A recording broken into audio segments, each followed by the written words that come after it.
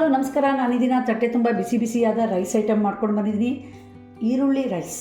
ಎಷ್ಟೋ ಜನಕ್ಕೆ ಗೊತ್ತಿಲ್ಲ ಈರುಳ್ಳಿಯಿಂದ ಈರುಳ್ಳಿ ರೈಸ್ ಮಾಡೋಕ್ಕೆ ಬರುತ್ತೆ ಅಂತ. ತುಂಬ ಟೇಸ್ಟ್ ಇದೆ, ಸಿಂಪಲ್ಲಾಗಿ ಮಾಡುವಂಥದ್ದು. ಬನ್ನಿ ಈಗ ಇದ್ರ ವೀಡಿಯೋನ ನೋಡ್ತಾ ಹೋಗೋಣ.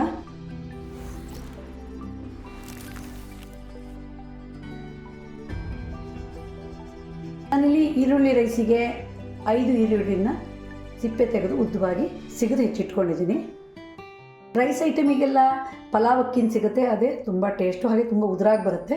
ನಾನು ಒಂದು ದೊಡ್ಡ ಲೋಟದಲ್ಲಾಗಷ್ಟು ಅಕ್ಕಿನ ತೊಗೊಂಡು ಅದನ್ನು 5 ನಿಮಿಷ ನೆನೆಸಿದ್ದೀನಿ. ನಂತರ ಅದನ್ನು ಕ್ಲೀನಾಗಿ ತೊಳೆದು ಬಸಿ ಹಾಕಿ ಇಟ್ಕೊಂಡಿದ್ದೀನಿ. ಮಸಾಲೆಗೆ 4 ಸ್ಪೂನಷ್ಟು ಎಣ್ಣೆ ತೊಗೊಂಡಿದ್ದೀನಿ. ನಾನು ಹೆಚ್ಚಾಗಿ ಕೊಬ್ಬರಿ ಎಣ್ಣೆನೇ ಉಪಯೋಗಿಸೋದು. ನೀವು ಯಾವ ಎಣ್ಣೆ ಉಪಯೋಗಿಸ್ತೀರಾ ಅದನ್ನೇ ತೊಗೊಳ್ಳಿ. ಹಾಗೆ 2 ಸ್ಪೂನಷ್ಟು ಕಡಲೆಬೇಳೆ ತೊಗೊಂಡಿದ್ದೀನಿ. 1 ಸ್ಪೂನಷ್ಟು ಸಾಸಿವೆ ಕಾಳಿದೆ, 1/4 ಸ್ಪೂನಷ್ಟು ಅರಿಶಿನ ತೊಗೊಂಡಿದ್ದೀನಿ. ರುಚಿಗಾಗಷ್ಟು ಉಪ್ಪು ತೊಗೊಂಡಿದ್ದೀನಿ. ನಾನು ಹೆಚ್ಚಾಗಿ ಕಲ್ಲುಪ್ಪೆ ಉಪಯೋಗಿಸೋದು, ತುಂಬ ಟೇಸ್ಟು, ಆರೋಗ್ಯಕ್ಕೂ ಒಳ್ಳೆಯದು. ಹಾಗೆ 1/4 ಬೌಲಷ್ಟು ಒಣಬಟಾಣಿನ 4 ಗಂಟೆಗಳ ಕಾಲ ನೆನೆಸಿ ನೀರು ಬಸಿ ಹಾಕಿ ಇಟ್ಕೊಂಡಿದ್ದೀನಿ. ನಾನಿಲ್ಲಿ ಮಸಾಲೆಗೆ 1 ಮುಷ್ಟಿಯಷ್ಟು ಹಸಿ ಕಾಯಿಗೂ ತೊಗೊಂಡಿದ್ದೀನಿ. 10 ಬೆಳ್ಳುಳ್ಳಿ ಹೆಸಳಿದೆ, 1 ಇಂಚು ಚಕ್ಕೆ, 4 ಲವಂಗ, 2 ಏಲಕ್ಕಿ ತೊಗೊಂಡಿದ್ದೀನಿ. 1 ಸ್ಪೂನಷ್ಟು ಕೊತ್ತಂಬರಿ ಪುಡಿ, 1.5 ಸ್ಪೂನಷ್ಟು ಅಚ್ಚ ಖಾರದ ಪುಡಿ, 4 ಸ್ಪೂನಷ್ಟು ಹುಣಸೆಹಣ್ಣಿನ ರಸ ತೊಗೊಂಡಿದ್ದೀನಿ. ಇವೆಲ್ಲವನ್ನು ಮಿಕ್ಸಿ ಜಾರಿಗೆ ಹಾಕಿ 1/4 ಲೋಟದಷ್ಟು ನೀರು ಹಾಕಿ ರುಬ್ಬೋಣ. ಅಂದರೆ ತುಂಬ ನಯಸ್ಸು ಅಲ್ಲ, ತುಂಬ ತರಿನೂ ಅಲ್ಲ, ಮೀಡಿಯಮ್ ಆಗಿ ರುಬ್ಬಬೇಕು. ಮಸಾಲೆ ರುಬ್ಬಾಯಿತು, ಒಗ್ಗರಣೆಗೆ ರೆಡಿ ಮಾಡೋಣ. ಮೇಲೆ ಕುಕ್ಕರ್ ಇಟ್ಕೊಂಡಿದ್ದೀನಿ. ಈಗ ತುಂಬ ಸಿಂಪಲ್ಲಾಗಿ ಮಾಡುವಂಥದ್ದು. ಮನೇಲಿ ತರಕಾರಿ ಇರಲಿಲ್ಲ ಇಟ್ಕೊಳ್ಳಿ. ಈರುಳ್ಳಿ ಅಂತೂ ಎಲ್ಲರ ಮನೇಲಿ ಇರುತ್ತೆ, ಅವಾಗ ಈರುಳ್ಳಿ ತೊಗೊಳ್ಳೋದು. ಈ ಥರ ರೈಸ್ ಮಾಡಿಬಿಟ್ಟು ಸರಿ. ಈಗ ಕಡಲೆಬೇಳೆ ಹಾಕೋಣ. ಕಡಲೆಬೇಳೆ ಸ್ವಲ್ಪ ಫ್ರೈ ಮಾಡೋಣ, ಕೆಂಪಾಗಬೇಕು. ಈಗ ಸಾಸಿವೆ ಕಾಳು. ಸಾಸಿವೆಗಳು ಸ್ವಲ್ಪ ಚೆನ್ನಾಗಿ ಚಟಪಟ ಕೊಟ್ಟಿದೆ, ಅದು ಟೇಸ್ಟ್ ಜಾಸ್ತಿ. ಈಗ ಅರಿಶಿನ ಹಾಕೋಣ. ಈರುಳ್ಳಿನ ಸ್ವಲ್ಪ ಜಾಸ್ತಿ ಇರಬೇಕು. ಈಗ ಈರುಳ್ಳಿನ ಸ್ವಲ್ಪ ಕಂದು ಬಣ್ಣ ಬರೋವಷ್ಟು ಹೀಗೆ ಹುರಿಬೇಕು. ಅದ್ರ ಜೊತೆಗೆ ಬಟಾಣಿನೂ ಹಾಕ್ಕೊಡಿ. ಒಣ ಬಟಾಣಿ ಇರಲಿಲ್ಲ ಅಂದರೆ ಹಸಿ ಬಟಾಣಿ ಹಾಕಿದ್ರು. ಒಣ ಬಟಾಣಿನೂ ಈರುಳ್ಳಿ ಜೊತೆ ಫ್ರೈ ಮಾಡೋಣ. ನೋಡಿ, ಇಷ್ಟು ಈರುಳ್ಳಿ ಬಾಡಬೇಕು. ಅಂದರೆ ಈರುಳ್ಳಿ ಮೇಲೆ ನೋಡಿ ಎಣ್ಣೆ ಹೇಗೆ ಕೂತಿದೆ ಅಂತ. ಈಗ ರುಬ್ಬಿರುವ ಮಸಾಲೆ ಹಾಕ್ತೀವಿ. ಯಾವುದೇ ರೈಸ್ ಐಟಮ್ ಮಾಡೋದಾದ್ರೂ ನಾವು ಖಾರ ತುಂಬ ಹಾಕಬಾರ್ದು, ಗರಂ ಮಸಾಲೆನೂ ಹೆಚ್ಚು ಹಾಕಬಾರ್ದು.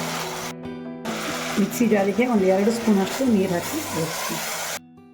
ಈಗ ರುಚಿಗಾಗಷ್ಟು ಉಪ್ಪು ಹಾಕೋಣ. ಪುನಃ ಒಂದು ಸರಿ ಚೆನ್ನಾಗಿ ಮಿಕ್ಸ್ ಮಾಡೋಣ. ಈಗ ಅಕ್ಕಿ ಹಾಕೋಣ.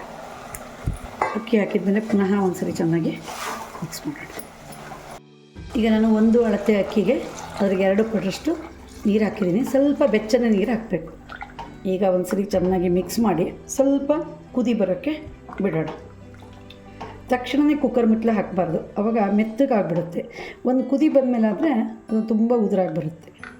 ನೀವು ಯಾವುದೇ ರೈಸ್ ಐಟಮ್ಗಾದ್ರೂ ಅಷ್ಟೇ 1 ಸ್ಪೂನಷ್ಟು ಗಟ್ಟಿಯಾದ ಸಿಹಿ ಮೊಸರು ಹಾಕಬೇಕು. ಅದು ಸಹಿತ ಒಂದು ಟೇಸ್ಟ್ ಕೊಡುತ್ತೆ. ನಾನಿಲ್ಲಿ ತುಪ್ಪ ಹಾಕ್ತೀನಿ, ಇದು ರುಚಿ ಹೆಚ್ಚಿಸೋದು. ಮಿಕ್ಸ್ ಮಾಡೋಣ. ನೋಡಿ, ಕುದಿ ಬರ್ತಾ ಇದೆ ಅಲ್ಲ, ಕುಕ್ಕರ್ ಮುಚ್ಚಳ ಮುಚ್ಚಿ ಮೀಡಿಯಮ್ ಉರಿ ಇಟ್ಟು 2 ವಿಷಲ್ ಉಗ್ಸೋಣ. ಈಗ ಕುಕ್ಕರ್ ಮುಚ್ಚಳ ತೆಗೆಯೋಣ. ಘಮ ಘಮ ಪರಿಮಳದ ಈರುಳ್ಳಿ ರೈಸು ರೆಡಿಯಾಗಿದೆ. ಕಡಿಮೆ ಸಮಯದಲ್ಲಿ ಕಡಿಮೆ ಪದಾರ್ಥಗಳನ್ನು ಉಪಯೋಗಿಸಿ ಮಾಡಿರುವ ಈರುಳ್ಳಿ ರೈಸ್ ಇದು. ನೋಡಿ ಎಷ್ಟು ಚೆನ್ನಾಗಿ ಉದುರುದುರಾಗಿ ಬಂದಿದೆ ಅಂತ. ಈರುಳ್ಳಿ ಹಾಗೆ ಬಟಾಣಿ ಮೇಯ್ನ್ ಇದೆ 2 ಉಪಯೋಗಿಸಿರೋದು. ಹೆಚ್ಚು ಖಾರ ಇಲ್ಲ, ಗರಂ ಮಸಾಲೆ ಹೆಚ್ಚು ಹಾಕಿಲ್ಲ. ಸಣ್ಣ ಮಕ್ಕಳಿಂದ ಹಿಡಿದು ದೊಡ್ಡವರಿಗೆಲ್ಲರೂ ಇಷ್ಟಪಡ್ತಾರೆ ಈ ರೈಸ್ ಐಟಮು. ನೀವು ಒಂದ್ಸರಿ ಟ್ರೈ ಮಾಡಿ, ಟೇಸ್ಟ್ ಹೇಗಿತ್ತು ಅಂತ ಕಮೆಂಟ್ ಬಾಕ್ಸಲ್ಲಿ ಕಮೆಂಟ್ ಹಾಕಿ. ವಿಡಿಯೋ ಇಷ್ಟ ಆದರೆ ಲೈಕ್ ಮಾಡಿ, ಶೇರ್ ಮಾಡಿ, ಸಬ್ಸ್ಕ್ರೈಬ್ ಮಾಡಿ. ಧನ್ಯವಾದಗಳು.